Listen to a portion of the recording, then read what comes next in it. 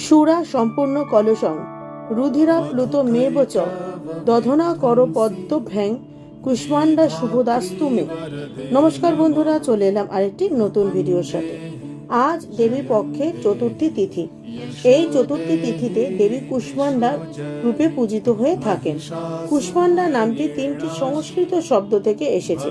কু অর্থাৎ সামান্য, উষ্মা অর্থাৎ উষ্ণতা এবং অন্দা অর্থাৎ ডিম্ব। এর অর্থ হলো সামান্য উষ্ণতাযুক্ত ডিম্ব।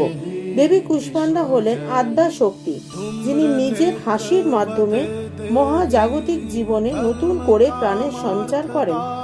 দেবী পুজোয় রোগ শোক দূরীভূত হয়, ভক্ত আয়ু যশ বল আরোগ্য লাভ করেন। দেবীর পুজোয় কুমড়ো বলি দেওয়ার রীতি আছে।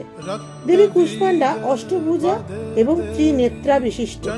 তার ডান দিকের 4 হাতে থাকে পদ্ম, বাণ, ধনুক ও কমণ্ডলু এবং বাঁ হাতের 4 হাতে থাকে চক্র, গদা, অমৃতপূর্ণ, রুধিরাপ্লুত ঘট ও জপমালা। তার বাহন সিংহ, মতান্তরে বাঘ। দেবী কুষ্মান্ডার অধিষ্ঠান অনাহত চক্রে।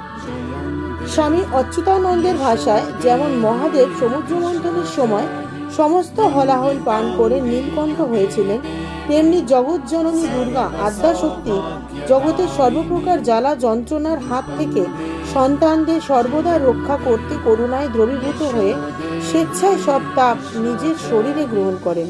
তিনি দুরিত বারিণী, ত্রিতাপ হারিণী, তাই মায়ের নাম কুষ্মান্ডা। আমার এই ভিডিও ভালো লেগে থাকলে ফলো বাটন টিপে পাশে থাকার অনুরোধ রইল। আর যাবার আগে জয় মা দুর্গা কমেন্টে লিখতে ভুলবেন না কিন্তু। খুব তাড়াতাড়ি দেখা হচ্ছে আবার একটি নতুন ভিডিওর সঙ্গে।